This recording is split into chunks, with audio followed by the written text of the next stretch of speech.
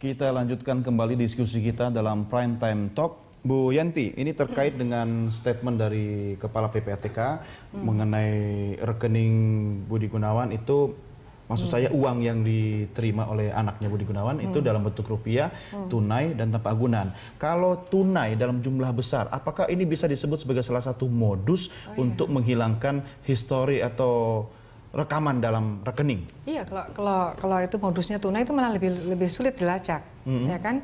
Maka itu sebetulnya yang harus diwaspadai. Tapi apa nggak capek pegang-pegang tunai kemana-mana? Tapi maksudnya lebih, kan tidak selamanya dipegang tapi lebih seperti aman, itu. kecuali ada yang menyampaikan lebih aman. Tetapi kalau ini transaksi, transfer. Saya pikir Pak Rizal tadi kan mengatakan hampir tidak ada lah kejahatan perbankan yang namanya kredit macet itu pasti bermasalah dengan manajer kehati-hatian. Salah satunya adalah harus ada agunan, gitu kan? Waktu itu biasanya agunannya bodong dan lain sebagainya.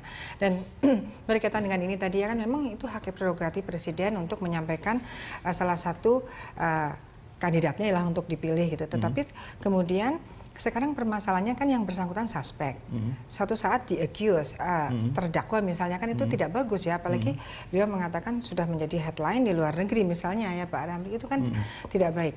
Dan tadi saya juga sebelum Bapak datang, saya juga sudah menyampaikan bahwa memang dari PPATK itu secara psikologis ya lebih bagus memang kepada KPK gitu. Karena kan KPK kecuali kalau itu dari narkoba kepada BNN, pajak kepada Departemen Keuangan, ada penyidiknya sendiri. Disebut dalam pasal 74 Undang-Undang Pencucian Uang, kemana PPATK akan memberikan hasil LHA-nya KPK. Tapi kalau melihat seperti ini, Bu Yanti, dengan ada transaksi uang secara konvensional, manual, tanpa transfer rekening, menurut Anda apakah ini memang sengaja bisa disebutkan sebagai modus? Salah satunya modus, karena apa? Kalau orang mau aman harusnya lewat bank kan, kalau memang betul uangnya bersih, ini secara umum ya, itu mesti begitu. Ketika tunai malah menjadi suspicious kan, loh kok besar kok, kan berbahaya. Tadi saya katakan aman bagi orang kalau yang mau berbuat melanggar hukum ya kan, maka ini di juga zaman sekarang sudah cashless ya kan, kita sudah jarang bawa uang cash kemana-mana. Harus ada segera muncul undang-undang yang membatasi transaksi tunai, itu kan harus gitu kan, kalau nanti ketahuan tunai lah ini kan sudah melanggar gitu kan. Nah, karena itu lebih sulit dilacak nantinya.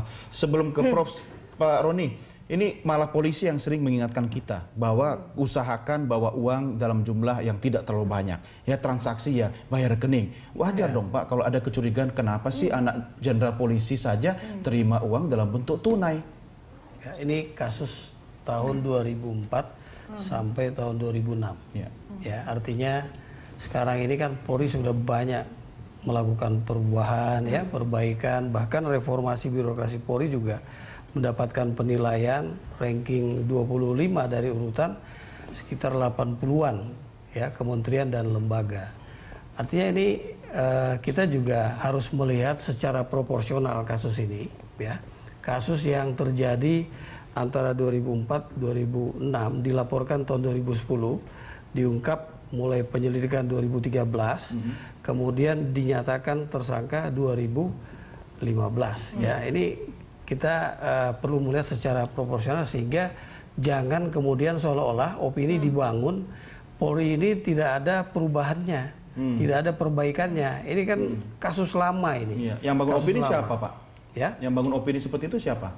Ya, artinya kan dalam diskusi kita ini, kita perlu juga memberikan wawasan kepada masyarakat agar masyarakat ini jangan kemudian terbawa seolah-olah mereka menganggap Polri ini, ya ini kan bicara institusi Polri juga. Ya. Kalau misalnya semangatnya adalah untuk membantu Polri, membersihkan Polri dari unsur-unsur korupsi di internal Polri sendiri, seharusnya kan semua orang di Polri mendukung. Apakah yang terlihat sekarang bukannya seperti itu?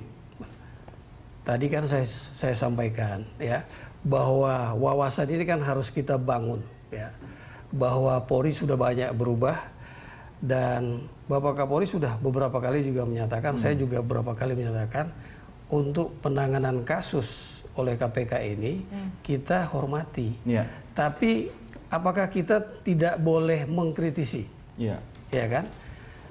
Walaupun KPK itu sebuah institusi penegakan hukum yang sudah dipercaya masyarakat, tapi dari penentuan tersangka dengan 2 alat bukti yang sah saja, belum pernah memeriksa saksi, ya. Dua alat bukti yang sah itu kan juga perlu kita pertanyakan. Artinya mengkritisi tanda sayang ya Pak ya. Loh iya. Oke, kita akan lanjutkan di segmen berikutnya. Kita break dulu. Baik, pemirsa, kami segera kembali sesaat lagi.